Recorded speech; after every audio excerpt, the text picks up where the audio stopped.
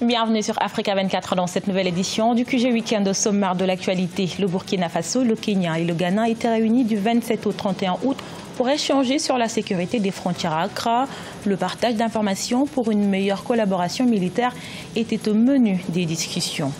Le président gabonais Ali Bongo Ondimba participe au sommet de Beijing sur la coopération Chine-Afrique, premier partenaire commercial du Gabon. Le commerce bilatéral entre les deux pays a augmenté de 47,7%. Et en Tanzanie, les autorités souhaitent dynamiser le secteur agricole, une opération menée à l'aide de la promotion des technologies agricoles chinoises à travers le pays. Du 27 au 31 août étaient réunis à Accra les représentants des gouvernements togolais, burkinabé, kenyans et ghanéens. Une rencontre consacrée à la lutte et celle des frontières, notamment en cette période de recrudescence des attaques terroristes sur le continent africain. Retour sur cet événement avec Cheikh Omar Bandaogo. Une rencontre sur la sécurité des frontières entre 3 pays d'Afrique de l'Ouest et un pays d'Afrique orientale.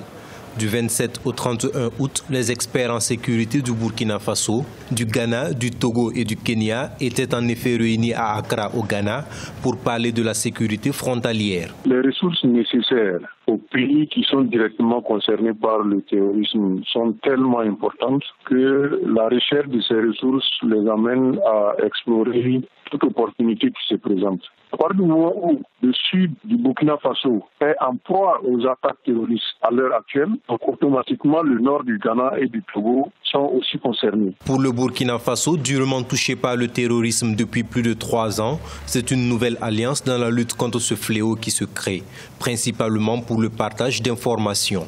Il est vrai que la multiplication des cadres de lutte contre le terrorisme minimise en réalité, mais comme ce sont des pays, je parle de ceux qui sont concernés directement, Mali, Burkina Faso, Niger, Tchad, Mauritanie, les faiblesses budgétaires sont telles que d'où que viennent les appuis, ils sont obligés de les prendre. Cette rencontre visait principalement à élaborer et adopter une approche intégrée de la gestion des frontières, l'amélioration des opérations, de la coordination et de la communication, de même qu'une capacité opérationnelle accrue des agences frontalières. Le président du Gabon, Ali Bongo Ondimba, est arrivé ce 31 août à Beijing en Chine. Une visite en marge du sommet consacré à la coopération Chine-Afrique prévue les 3 et 4 septembre.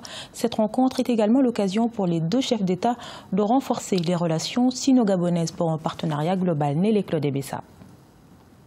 Arrivé vendredi 31 août 2018 à Beijing pour participer au forum sur la coopération Chine-Afrique, le président gabonais Ali Bongo Ondimba a été accueilli par les autorités chinoises. Une visite de travail qui intervient après celle de décembre 2016, au cours de laquelle le président chinois Xi Jinping et son homologue gabonais ont convenu de renforcer les relations Chine-Gabon pour un partenariat global de coopération.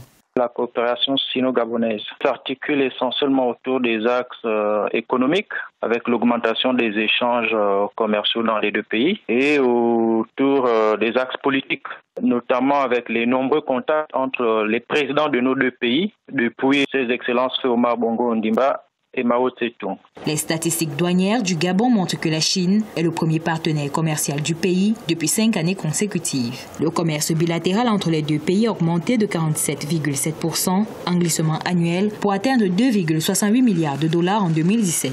Le navire hospitalier Peace Ark de la marine chinoise a visité le Gabon en octobre 2017 et fourni des services médicaux gratuits à 6 000 habitants. Le renforcement de la coopération entre les 2 pays s'explique davantage par un certain nombre de partenariats dans les domaines de l'éducation, la formation militaire, de la santé et de la construction d'un certain nombre d'infrastructures. Cette coopération devrait se décliner en une coopération technique permettant le transfert des technologies. Le sommet de Beijing sur la coopération Chine-Afrique, prévu du 3 au 4 septembre, qui se déroulera sous le thème « La Chine et l'Afrique vers une communauté encore plus forte avec un avenir commun » grâce à une coopération gagnant-gagnant, est une opportunité pour les 2 pays de renforcer leurs différents partenariats.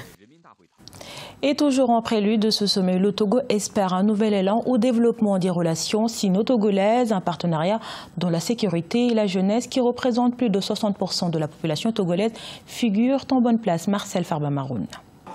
Créé en 2000, le Forum sur la coopération sino-africaine est à sa 7e édition cette année et se tiendra les 3 et 4 septembre 2018. L'événement, organisé tous les 3 ans, permet de discuter des possibilités d'une plus grande coopération économique entre la Chine et l'Afrique. Fort d'un long partenariat à l'instar de plusieurs pays africains, le Togo et la Chine entendent promouvoir davantage le multilatéralisme et maintenir la stabilité dans le monde. Ce qui est à la base dans la relation entre l'Afrique et la Chine, c'est la concertation et le souci d'avoir une coopération, comme on dit, gagnant-gagnant. La Chine y trouve son intérêt et les Africains également. Face à ce qu'on voit dans le monde, le terrorisme, les changements climatiques, je voudrais que nous puissions en parler avec le président Xi Jinping parce que je sais que son souci, comme le nôtre, c'est de préserver la paix partout où elle est possible, la rétablir là où elle est menacée et surtout promouvoir le multilatéralisme. L'évolution des relations économiques bilatérales entre le Togo et la Chine se poursuit à travers des programmes mis en œuvre pour la jeunesse. Cette dernière, qui représente plus de 60% de la population togolaise, ne cesse de jouer un rôle majeur dans la consolidation de ce partenariat. Plus récemment, ce qui me plaît dans l'évolution de nos relations, je vois qu'elle est de plus en plus axée sur des échanges entre les jeunes. Beaucoup de jeunes Togolais ont la possibilité maintenant d'aller en Chine, soit pour se former, soit pour observer un peu ou apprendre un peu des expériences qu'il y a. En outre, le président Faure Gnassingbé a fait part de son soutien envers l'initiative Ceinture et Route proposée par la Chine en 2013, visant à créer un réseau de commerce et d'infrastructures reliant l'Asie, l'Europe et l'Afrique le long des anciennes routes commerciales. La Chine, qui a posé sa marque également en Tanzanie, aide le pays à développer son secteur agricole. En effet, le gouvernement tanzanien a mis en place une unité visant à promouvoir les technologies agricoles chinoises à l'échelle nationale. Le pays souhaite limiter l'exportation de produits bruts et augmenter la transformation des matières premières afin de tirer des bénéfices plus importants de l'exportation. Aïssatou Bari. En Tanzanie, le secteur agricole participe à hauteur de 60% au produit intérieur brut, mais le pays exporte plus de matières premières qu'il n'en transforme localement. La transformation des produits locaux reste donc un défi majeur pour la croissance économique. La Chine, partenaire du pays, tente d'apporter son expertise en ce sens. Nous avons vu que les récoltes de la plupart de nos agriculteurs ont plus que doublé, d'autres jusqu'à 3 fois. C'est une bonne nouvelle pour nous car une fois que les agriculteurs doublent leurs récoltes, ils sont à l'abri de la malnutrition et des problèmes d'argent. Nous espérons donc que cette initiative de la Chine sera utile pour sortir de nombreuses personnes de la pauvreté.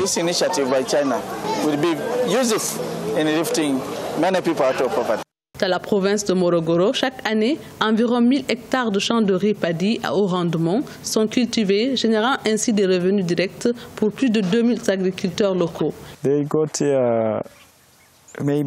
Auparavant, une seule plante donnait à peu près entre 10 et 15 fruits. Mais avec cette nouvelle technologie, nous sommes en mesure d'atteindre 100 fruits par plante. Le centre vise à aider les agriculteurs locaux à construire une industrie agricole moderne, à promouvoir le développement de l'agriculture et à accroître la valeur ajoutée des produits agricoles locaux. De tels centres ont également été mis en place dans d'autres pays africains tels que l'Éthiopie et la Zambie. Cotonou, la capitale béninoise, abrite la 9e édition du Salon des formations supérieures et de l'orientation.